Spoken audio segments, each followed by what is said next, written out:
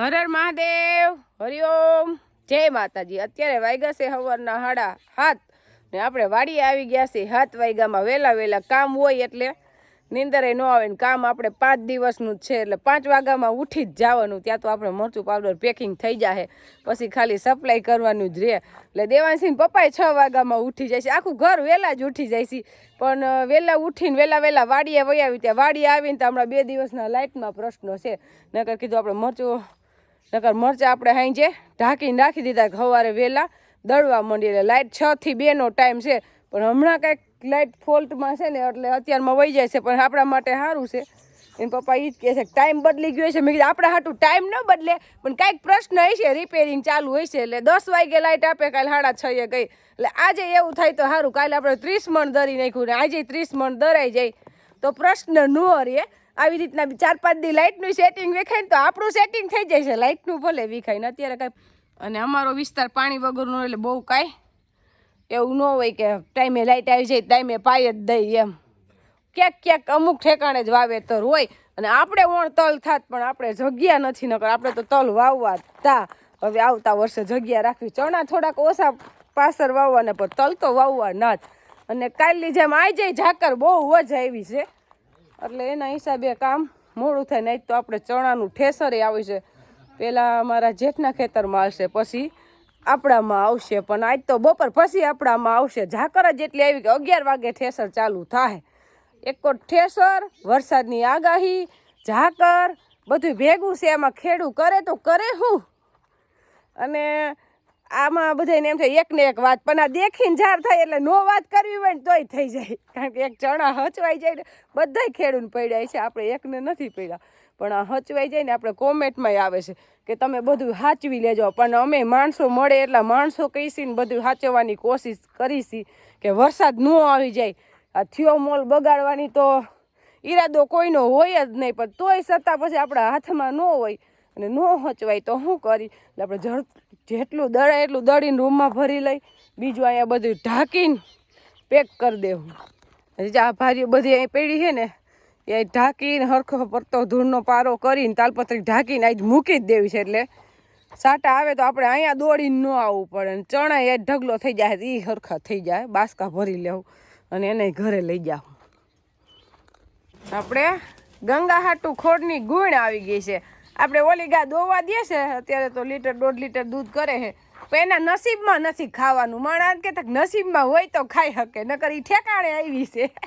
જો એની હાટું ઘૂસાની ગુણ અધૂરી પડી છે। આપણે ગંગા વ્યાણીએ વ્યાવાની છે ને એટલે એને ઘૂસું ન આપી, ખાલી ખોડ જ આપી, વ્યાહે પછી આપશું। અને એને કાંઈ ખાવું નથી, હવે તો ઘૂસું નથી ખાતી, ખોડ નથી ખાતી, કપાસિયા નથી ખાતી, કાંઈ નહીં। અને આપને એમને દોવી નથી ગમતી, પણ આપણા હાથમાં કાંઈ નથી, હા, એટલે એના નસીબમાં નથી। નકર ખાઈ તો આપણે હમણાં તગારું ભરીને દઈ કે ભલે ખાય। હમણાં જો ગગાને તગારું ભરીને દઈ દેવું। ખોડ ખૂટ્યો ને 2-3 દિવસ તો થયા છે, પણ પપ્પાને મેં કીધું પહેલાં અત્યારમાં ખોડની ગુણ લઈ આવો ના આવી ગયો ખોડ નવો છે અસલ। જો કેટલાની ગુણ આવી? 1850 ની। 1850 ની? એટલો ભાવ વધી ગયો? વધી ગયો નકર 1500 1500 થયા હતા, વળી પાછા આટણ વધી ગયા। જો આમાં કેટલું મોંઘું ખોળ, પછી દૂધ તો 70 નું લીટર હોય જ ને। હાચું મેં એમ કીધું તો આપણે દૂધ આપણા ગામમાં 70 નું લીટર, તો તમારા ગામમાં બધું મોંઘું જ હોય, પણ અમારા ગામમાં છે 70 નું લીટર। અત્યારે અમે જ લઈશી, કારણ કે માણસો છે એને સાઈઝ દેવી હોય એટલે 3 થી 4 લીટર દૂધ લઈશી અમે અત્યારે, મોંઘું જ છે એટલે મોંઘું જ છે। અને હોવું જોઈએ હારી 1800 ની ગુણ, એટલા ગુણ ને હાલે કેટલા દી? 6 દી હાલે, હા, બેહું ને હરખું દે એટલે એટલા દી જ હાલે, 6-7 દી। તો 6-7 દીમાં એને ખુદની જે એમાં મહેનત કરતા હોય રોજી રોટી કાઢવી અને ખોડ ના કાઢવા, એટલે મોંઘું હોય તો જ પોહાય બિસાડાને, પશુપાલન કરતા હોય એને પોહાય એમ જ નથી, મોંઘવારી જેટલી છે। જો આપણે બપોરે આરામ નથી કર્યો, દેવાંશી પપ્પા કે આજે આપણે હું નથી, હાલો કે દરવાનું ચાલુ કરું છું, એટલે હું તો અહીંયા આવી ગઈ, કીધું સારું હાલો, આજ તો એને આરામ નથી કર્યો તો આપણે જ કઈ જરૂર અમે કોઈ દી હોય જ નહીં। ત્યાં તો પૈતે તો વયા ગયા। મને પછી અહક થઈ ગયું તો કીધું હવે આપણે એને જરીક અડધી કલાક આરામ કરવો જો હે, નકર આરામ તો મારે નહોતો કરવો, પણ ફરજિયાત થોડુંક આકરું લાગ્યું ને, હળિયા પટ્ટીમાં માણસ કામ કરીને નથી થાકતા, હળિયા પટ્ટીને ઉપાધિ કરીને થાકે. ઉપાધિ તો શેની છે જ નહીં. ઉપાધિ નથી, કામ છે ઈ હાસુ. કામ ઉપાધિ વધી નથી. ગયું. અને કામ હોય ઈ ઉપાધિ નો કહેવાય, ઈ તો ભાગશાળી ને કામ હોય. એ વાત સાચી. કામ કરે ઈ સુખી થાય. પણ થોડુંક વધી ગયું તું કામ. હવે ચિત્રાવર જવું પડ્યું ઈ બપોર વચ્ચે. હા, ચિત્રાવડ ગયો ને આવ્યો ને વાડીએ ગયો. તમે ખાલી હળિયા કાઢ્યા, આપણે 12 વાગે જાહેર હારવાનું ચાલુ કર્યું તો બપોરે મરચા સાફ કરતા હતા ને ત્યાં 12 વાગી ગયા હતા. 12 વાગે અમે હારવાનું ચાલુ કર્યું હતું. 3:30 થયા ને ત્યાં જાહેર હારી લીધી. એટલે બપોર વર્ષે પાછા 12:30 થી 2:15 કામે ચડ્યા. ઈ પાછી બ્રેક, હા, કારણ કે 12:30 જમવા છૂટા થયા પછી 2:15 પાછા ચાલુ થયા. પણ તોય અમે 4 જણા હતા, તોય હારીને ઓઘાઈ જો હમણાં 5 નહીં થાય ને ત્યાં થઈ ગયા. હા, જા ઓઘા કરી દીધા. ઓઘા કરવામાં એક વાર તો પાછો ગોઘો પડ્યો. ઓહો, ઈ આ પેલો ઓઘો ગયો, પાછો ઊભો કર્યો. પછી દિમાગ લગાવ્યો, એમને રહેતા નહોતા. બધું કામ બધાય ન આવડતું, અમુક કામ ન આવડતું તો આપણે સ્વીકારવું પડે. હા, સ્વીકારવું પડે. ઓઘા કરતા નહોતા આવડતું, પછી ઓઘો દોરી લઈને બાંધ્યો અને પછી આયલું.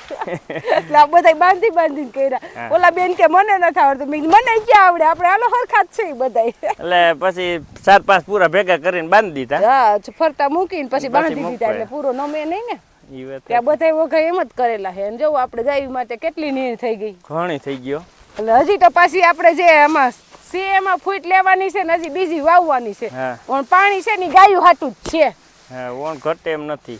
હા. પાણી નથી ઘટે ને હવે નીણ નહીં ઘટે, કારણ નીણ કે નીણ ઘટશે જ છે નહીં. હારી, એકદમ લીલવણી અને પાછી હાઈટ એની પૂરી છે, એમ બહુ મોટી. કેવડા ઓઘા છે આમ જો. આ માત કરું તો હું આમ બહુ મોટી છે જે. અને આપણે નીણની પેલી ઓઘા કરવાનું કારણ એ છે કે વરસાદ આવે ને તો ગાયોનો ભૂકો બગાડ્યો છે. આપણે જાહેર નથી બગાડવી. આમાં આપણે મોટા આવી રીતના તાલપત્રીના કટકા લઈને એ જેટલા ના આવે એટલાની બાંધી દેવાના અને પલાળવી તો છે જ નહીં. એટલે કીધું માણસો મળ્યા છે ને તો ભેગા આપણે માણસો જેમ આપણે મરસાનો થપ્પો મારી દીધો એને ઢાંકવાની છે ને એમ જ આને ઢાંકવાની છે. આને પલાળવાની છે જ નહીં. અને ચણાનું ઠેસર જ આવવાનું હતું. તો ઠેસરમાં તો એવું જ હોય કે અત્યારે ઓલો ખેડૂ કે મારીને પેલા જઈને, ઓલા ખેડૂ કે મારીને પેલા જઈને, મેન લોહી પીવે ઝાકર. એટલે ઝાકર આવે ને એટલે બધાયનું કામ વિખાય છે. ઠેસર વાળા બિચારા ખોટા ન હોય, ઈ હાસા હોય, પણ સેટિંગ બધાયનું વીખી નાખે છે. એટલે ઝાકર હે ને બધાયનું વીખી નાખે. આપણે કાલ સવારે ઠેસર આવ. હા, પછી એમાં શું હોય, જે કામ 3 દીનું હોય ને એ 5 દીનું થઈ જાય પરબારું. હા, કામ જ ન થાય ને શું કરે, ઠેસરમાં કૂતરા વળી જાય એટલે મોડું થાય.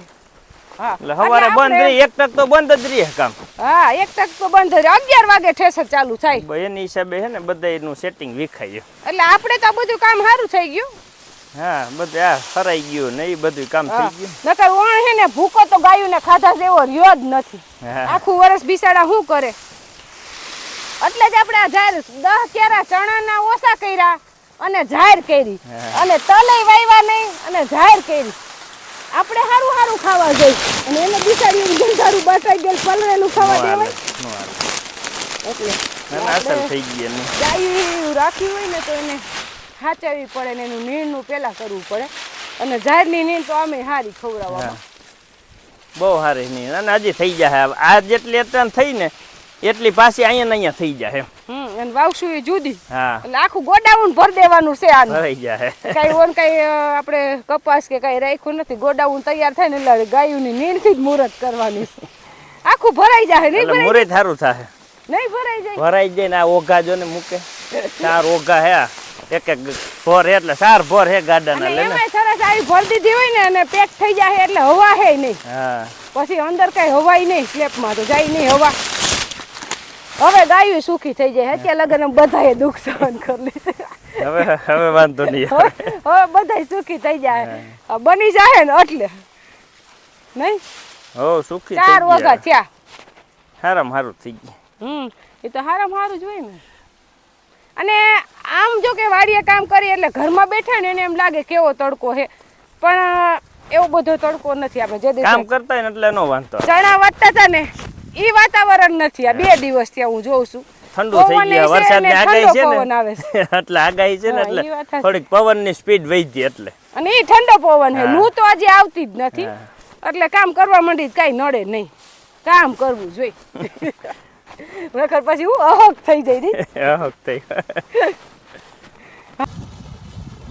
જો નાનજી બાપાએ મોટરે ચાલુ કરી દીધી છે અને પાણી જાય છે શાકભાજીમાં.